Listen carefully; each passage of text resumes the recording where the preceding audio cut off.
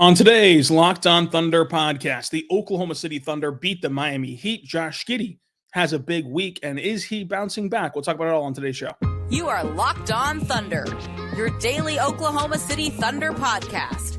Part of the Locked On Podcast Network, your team every day.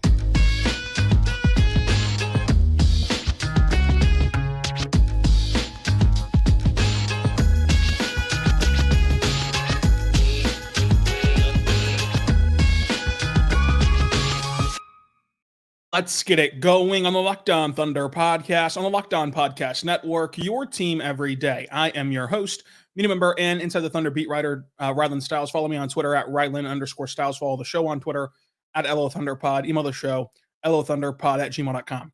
On today's show, we're diving into the Oklahoma City Thunder knocking off the Miami Heat, another comeback for Oklahoma City, and more. Of course, this is going to be a kind of shorter podcast, bonus podcast here, talking about the Heat. But I did want to say that on Friday's show, loved all the comments. Going to have the show come out overnight, midnight. Of course, the 9:30 tip-off, the game won't be over till midnight, so that'll be 2 a.m. or whatever. But as close to midnight as possible. That way, you can just enjoy the show whenever you want the show. If you want it driving to work, if you want it in the afternoon for lunch, if you want it coming home from work, if you want it at night, whatever you want, you can kind of have it there for you at any length of time that you want. So that's going to be kind of the schedule here on out, including tonight after this Grizzlies game. It'll be right after the game. Game got moved up to 6 o'clock. So with the daylight saving time, which is going to be crazy, but it'll be the same way where it'll come out around midnight as soon as we record it after the show, after the game's over. But anyway, just wanted to give an update on that. Love doing the Stock Watch episode on Friday. Go back and listen to that if you want. This will be a shorter podcast talking about this Heat game. But when you look at this game, I think, number one, you saw just how much this team can succeed in the postseason because they are able to have that sense of control, that sense of not panicking whenever they get down or whenever the other team goes on runs. And they withstood Miami's run. They could not buy a bucket for stretches of the second quarter, for stretches of the start of the third quarter. And Miami got up by 14 points, twice. And they were 11 lead changes. There were 9 ties, and the Thunder still came out victorious. The Thunder won the rebounding battle. The Thunder won the turnover battle, 10-9. Fast break points went to OKC, 12-8. Points in the paint go to OKC. Second chance points overwhelmingly goes to Oklahoma City, 23-5. So those were all stuff like the second chance points and the rebounds were stuff that doesn't typically happen for Oklahoma City. That happened for them in this game to combat their bad shooting night. So this team is so versatile that they can not only stay calm, but they can pivot. They can pivot to a different way to play. It doesn't have to be 40% from three or bust for this Thunder team. They can shoot 31%. They can shoot 29% as they did earlier this week, and they can win games. They typically get beat on the glass and in second chance. They were able to do that in their favor in this game. They kept the turnovers down even as they were kind of pressing the issue to try to come back. And I think that even in the lineups, you see that the Thunder are so versatile. They went from their starting five, where Chet's the only big, obviously. Then they went to this lineup of Gordon Hayward being the 5. Then they went to this lineup of J. Will and Chet playing together. So they can mix and match and switch and play such different styles within the segments of games that it keeps opponents guessing. And it allows you to eventually find something that works. It goes back to what we were saying in the postseason of why I thought this team would be good, especially in the regular season, is that on any given night, that you have a head coach who's not going to be tied to any pregame belief in the sense of he's willing to play everybody. There are some coaches who go into a game with a predetermined rotation, and they're not going to deviate from that. They're going to go with what they've predetermined, pre-wrote in their office before the game. That's not Mark. Mark is going to do whatever is necessary whenever the game kind of dictates or calls for. And so when you're willing to play everyone and when you're willing to try new things, it's impossible to not have games like this where you just flip through the roster and eventually find a combination that can spark you even after you have a bad second quarter, really bad second quarter, and a slow start to the third quarter, which allowed them to swell their lead back up to 14 points. But I think that the whole time, what is good about this Thunder team, and I think that what can carry over to the postseason, is that even as young as they are, they just understand it. They just get it. When they get down big, nothing about their demeanor changes, but more than that, nothing about their style of play changes in the sense of if someone's missing a shot and they're missing an open three, if he's open the next play down, even though he just missed two in a row, they're still going to get him the basketball. And sometimes you can see teams, especially young teams that have this otherworldly player like SGA, not do that, and instead put it on themselves to go do everything and to take over games and to not ball hog in the bad sense, but feel like they need to force the issue because other guys aren't hitting, but instead just trusting each other to make the right basketball play, and it eventually leads to success. And then you have to talk about their defense, of how their defense can turn into offense, and their defense can cause, of course, easy buckets for OKC. And when you get a block or steal, or when Jay Will throws a shot off the glass, those things are going to naturally, excite and ignite a home crowd. And the Paycom Center is rocking and rolling, and it's only going to get better from here. It's only going to get better in the Paycom Center. I fully believe. People are going to want to be a part of this. And you're going to want to be a part of this too, because you can see the joy that this team has. You can see it pregame, you can see it postgame, you can see it during the game. They love playing together. They love, playing with each other, for each other. It's either that or they're just tremendous actors, because they look like they have that childhood joy playing this game. And not every team's like that. Not every team has that sort of same camaraderie, that same brotherhood, and all those other catchphrases that you want to use to describe that. So this was another really good win for the Thunder. And I think that, again, going back to the not pointing fingers thing, I mean, when you're seeing a guy like Patty Mills just torch you after not playing, he's wearing the number 88, and he's just out there in a wide receiver jersey, going 3 for 4 from three. It's easy to get frustrated. But they just stayed par for the course. I thought that everyone did a great job on Bam. Chet, Jay Will, everyone did a great job on Bam, limiting him offensively. Now, to Bam's credit, Bam had a bad game offensively, 1 for 9, but he still made a huge impact in this game. He was still incredibly physical defensively. 2 blocks, a steal, 10 boards, 6 of them came defensively. He was still awesome. And he still deserves a lot of credit for how he played. But it was not a good offensive game from him at all. And that was in large part due to Chet and Jay Will and those guys. Jimmy Butler had 20 and 10 on 50% shooting.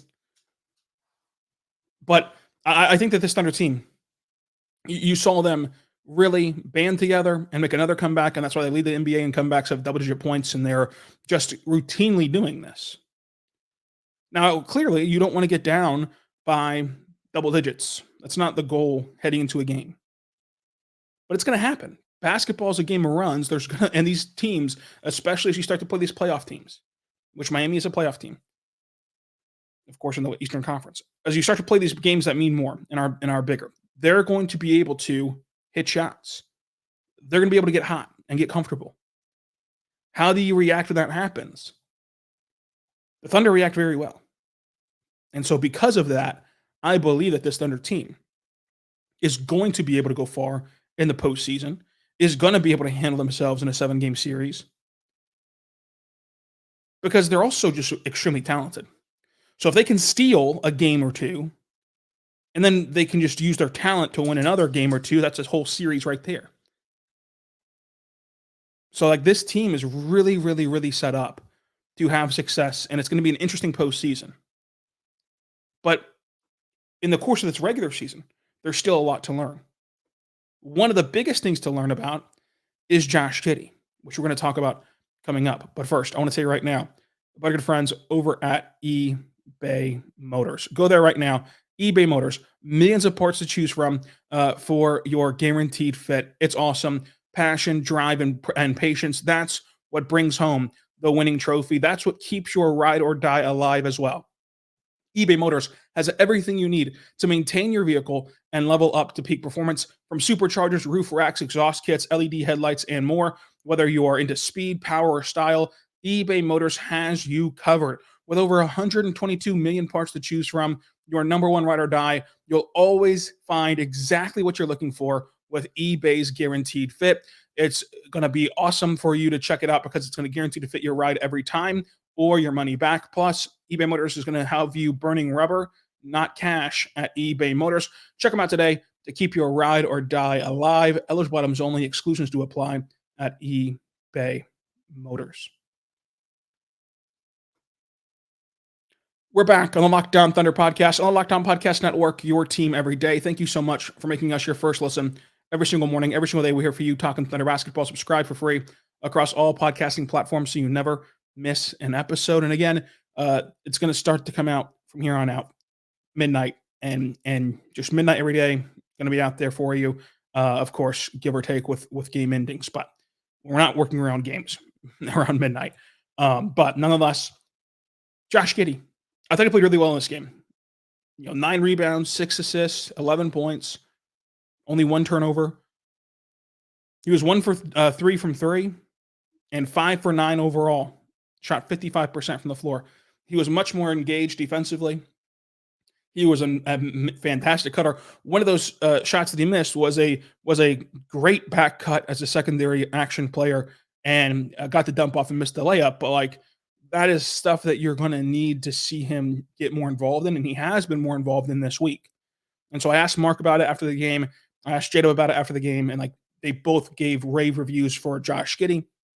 Mark talked about how he's seeing a breakthrough right now, and he had a big week, and that this is natural for these young players to go through this up and down type of season and breaking through. J-Dub, I asked him as a player, who shares a lot of time with Josh Giddey on the court, what does it look like from your perspective on the court that looks better or fits better? What is it about this week?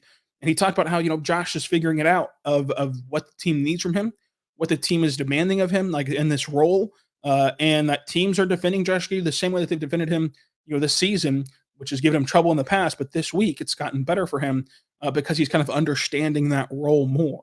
Now, it's just one good week, so you've got to stack onto that. And you play Memphis tonight, which should be another, a great game for Josh Giddey. Frankly, you should be able to play Memphis and have success. So, you want to see the stack and be more consistent, but this was a really, really, really good week for Josh Giddey. And it goes back to Stock Watch on Friday, where we had a long form conversation about all the players on the roster. When you look at Josh Giddey, for the rest of this season, do not hold him to what he used to be. Don't hold him to the 6th overall pick. Don't hold him to anything other than, can he be the 5th best starter and the 5th best defender on the floor at any given time? If he can do those two things, the Thunder are going to be not only able to play him, but they're going to be really good. It's whenever he isn't engaged and just isn't providing anything and just looks so bad like he did in some of these games, this season. And he'll tell you that he's had more bad games than good games this season. He said as much in one of these press conferences. It's those games that you cannot have. But this week, even in that Lakers loss, he was one of the only bright spots. Him and Dort were one of the only bright spots in that Lakers loss. He's been really good this week. And I think that part of it, you have to give credit to the team and to Josh for sticking with it. I think that the team's giving him more opportunity to look better because they're not using him to just sit in the corner anymore. They're using him as a screener. He screened for Shai. They're using him as a screener and a cutter, which is going to be great for him offensively. And then defensively, to his credit, he's dug in and he's been more active on defense, which is something that is entirely in his control and something that he has to do every game. Every game, he has to show up and be an active defender. There's no excuse not to be. But I think that also, he's a 21-year-old kid, and this is a new role for him. And not only a new role for him, with the Thunder, or a new role for him in the NBA. This is a new role for him in his life, in his basketball life. Like, you think about the hours it takes to become a professional athlete. And every hour of his life that he's put into being a professional athlete has been spent playing one way. And now he's being asked to be this kind of off-ball, play finishing type of player, and it's going to take time to adjust. And it has taken time to adjust. There's been growing pains, and he's been bad this season. But for this week, he's looked good enough to be the fifth best starter and the fifth best defender on the floor. And the reality is, this Thunder team is so good. It's so good that that's all you need. And then you can and will reevaluate things in the summertime. But for right now, can he put out that level of production he has this week? I thought the J-Dub was awesome in the fourth quarter with that bucket that he hit, which was the dagger, really heading to the rim. Overall, 15 points, 5 boards, 4 assists, a steal, a block, and 50% shooting from the floor was good for him. I thought Lou Dort made great strides and great decisions at the rim. He didn't have a good shooting night from three, but he was 1 for 6 from three. But he still shot 44% from the floor because he made some good decisions going toward the rack for 9 points. And when you look at Isaiah Joe, like, he was a huge help off the bench with 10 points, 4 for 10 from him overall. Again, Gordon Hayward playing center at times goes for 4 assists, 2 boards, and 3 points and a steal. Like, this was a team effort. I thought that Isaiah Joe and Jay Will were the 2 guys that really lifted you up, in this game consistently off the bench. Jay Will stuck his nose in everything. He got a block off the glass. He got a charge. He got a rebound. He got 7 rebounds. He got 5 points. Like, he was awesome. 1 for 1 from three. A +3 in his minutes. Joe was a +14. Gordon was a +11. Like, all those things were huge. And then you can't tell the story of the bench without Aaron Wiggins. And I think that, like, with Aaron Wiggins, you look at just the fourth quarter. Just that fourth quarter, he comes in after having a bad shooting night for him. He shoots 3 for 3 from the field, 1 for 1 from three, gets 2 boards. One of them was a huge offensive rebound in traffic where he kicks it out to Isaiah Joe for 3. And that's how he gets his assist and a block. He was a +3 on the quarter, and he had 7 points in the quarter. Like, he was one of the most vital players in that final frame to pull away from and beat the Heat. So I think that this is a complete and total team effort from Oklahoma City. And you look at SGA, and he says at the end of the press conference that at the end of his encore interview with Nick Gallo, that everything in his life is consistent. It looks that way because he goes and drops 37 points in this one, 5 rebounds, 6 assists, a steal, 2 blocks, only 1 turnover. And the interesting part about SGA is that he continues to find himself in these categories of the best of the best. And what I mean by that is, for this example being, he's one of those players where they can be having a phenomenal game by anyone's standard, but because you're watching them, if you're not tracking it on the box score immediately, you're like, he didn't shoot that well tonight. SGA didn't shoot that well tonight. But then you go back and look, and he shot 52%. 52% for a guy who didn't shoot that well in this game is pretty impressive. So he was awesome as well. But let's recap this game against Memphis tonight after the game is over. And, of course, we'll have it for you all week long on Locked On Thunder. Until tonight, be good and be good to one another.